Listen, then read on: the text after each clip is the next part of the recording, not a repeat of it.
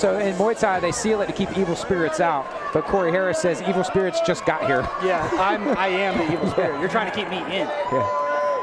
Korey Ritchie coming right to the center. Ritchie pushing the action and cutting him off. Harris tries to come off the cage. A little too squirrely, a little too... Man, Harris jumped off that cage. Yeah, Ritchie stalking him, being disciplined. Ritchie, nice high guard close to the face. Measured, disciplined, hands up. Now Harris has actually drew him into moving too quickly. Harris has got Ritchie trying to catch up to him instead of cutting him off, and he's making him pay for it. Ritchie is in a lot of trouble. He's miscalculating the speed at which he needs to cut him off. And there you go, that's a little better. He answers with a leg kick, but it's caught. And Harris answers back with his own leg kick. Harris looks like he's getting a little bit more comfortable as the fight goes on. Yeah, so what Ritchie was originally doing was a great plan, but Harris changed the speed at which the two men were moving around the cage, and that favors Harris, not Ritchie. Ritchie needs to pull himself back and make larger cuts and cut the ring down. This is a little bit better for Ritchie. See how he circled backwards? Yes, sir. That's going to be better for Ritchie in slowing it down. Trying to track him close is just going to help Harris time him off the cage with that right hand. Very nice, very nice. It does seem like Ritchie's trying to get him corralled into that corner, that road corner. Yeah, what happened is Ritchie at some point lost some confidence in the strategy, and then he just reached sort of for a desperate clinch. Well, Harris, even though they do seem to be like both long and lengthy, it seems like Harris is using range. He's controlling the range a little bit. Ritchie is trying to be disciplined and technical, and Harris is suckering him in. Ritchie's being measured and technical. He doesn't have enough offense. There's not enough output to give Harris anything to worry about. Yes, your hands are up, but you're not making this guy scared of anything.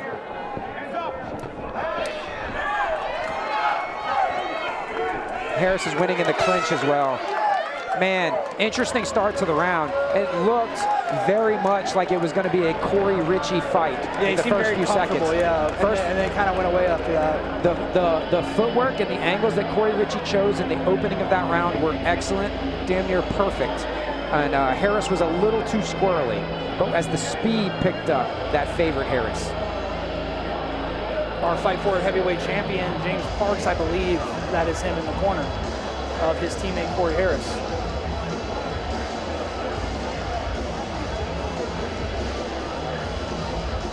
And of course, we have talked ad nauseum about Deuce Carter, head striking instructor as well as competitor, over there at Road Combat Club, and has been leading that striking program there for a little bit. And leading from the front is always, it's hard to do. It's hard to be a coach and a world champion athlete and chasing your dream as well. And it is not hard.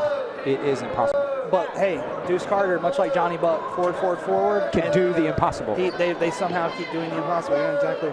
All right, Korey Harris and Korey Ritchie getting ready to go back at it here in Rock Hill. Ritchie nodding in acknowledgement to the words of his corner. It says no glove touch. Yeah.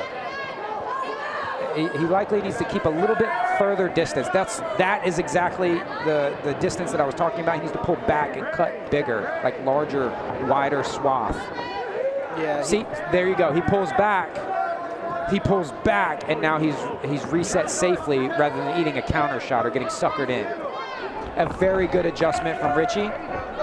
Very good footwork, very disciplined in his range. Let's see if he can get some quality strikes on target to gain the respect of Korey Harris. Good clinch. Well timed. Harris is a little slower now. He's maybe it's that Ritchie's diving on less. Ritchie has to find a way to, come on Steve. Ritchie has to find a way to his kick. Ritchie has not found a way to get a kick home yet. That's right. He's got to set up a little bit. Yeah. A little bit more anyway. He's getting suckered. He's getting drawn into the clinch when he starts winning a punching exchange. Harris is really drilling those straights. Did I imagine that, or no? That happened. Okay. Ritchie's tired of chasing him, obviously, but you gotta walk him into your kicks next. That'd be the next step for the game plan that Korey Ritchie's trying to implement. Korey Ritchie's trying to cut Harris off. And Harris is trying to time Korey on the approach. You can see that last strike. These are good leg kicks. 3 good leg kicks from Korey Ritchie. What Ritchie needs to do is to use his angles and footwork to drive Harris in a direction of Ritchie's choosing, and Ritchie leave a strike for him as he's landing there. So get him to run to his right, Ritchie throws a left kick. That's what it is. That would be the natural culmination of this strategy. Yeah, as the fight goes on, it just looks like a little bit of frustration on the part of Ritchie, maybe. Yeah. This is a much better round for him. He's stuck to the game plan. He stuck to the game plan and gained tactical advantage and a lot of good information.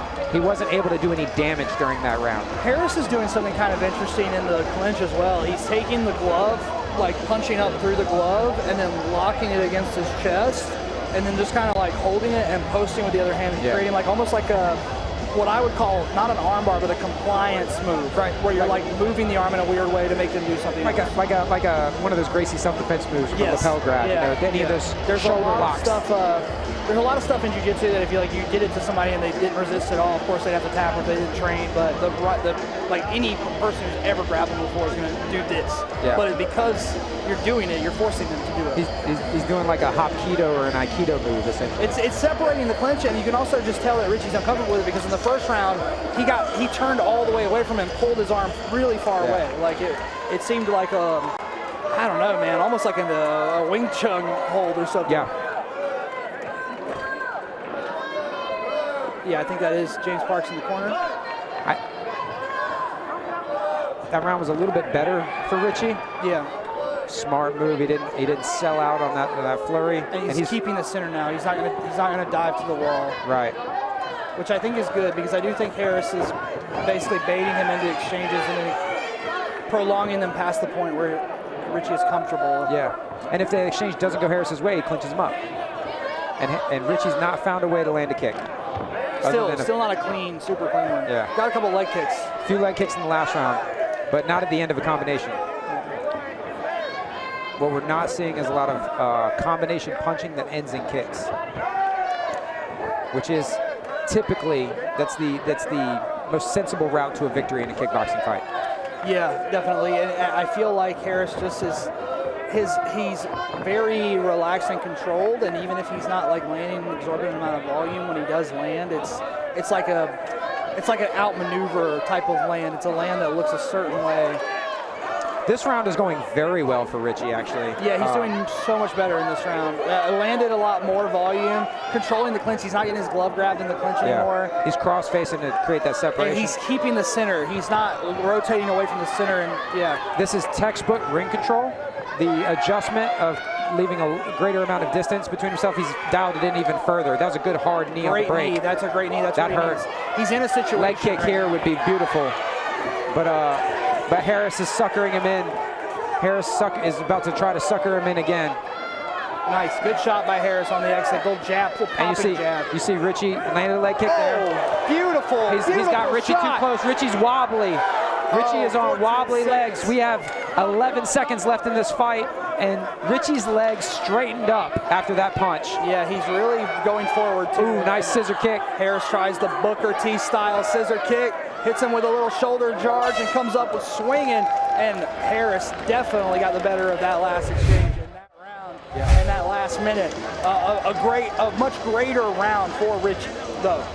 Yeah, an interesting fight. That performance from Korey Ritchie in that round, that should have been his first round, but you saw at the end as he became frustrated. See how he caught that left leg kick as Harris was circling to Harris's right. Yeah. He sent a leg kick that his opponent was circling into. He still had so much pop on his shots at the end of the fight too, because he just wasn't working as hard. Had he established the ability to send Harris in the direction of his choosing and throw leg kicks to that side, had he been able to do that in the beginning of the fight and continue to do that throughout the fight, his strategy would have paid off a lot more in actual damage and not just ring control. Because Ritchie did a great job adjusting and doing a lot of ring control, but didn't do a lot of damage outside of a few leg kicks. All right, fighters at the center of the cage. After 3 rounds of fighting, we go to the judges' scorecard. With your winner and still undefeated, Korey Harris.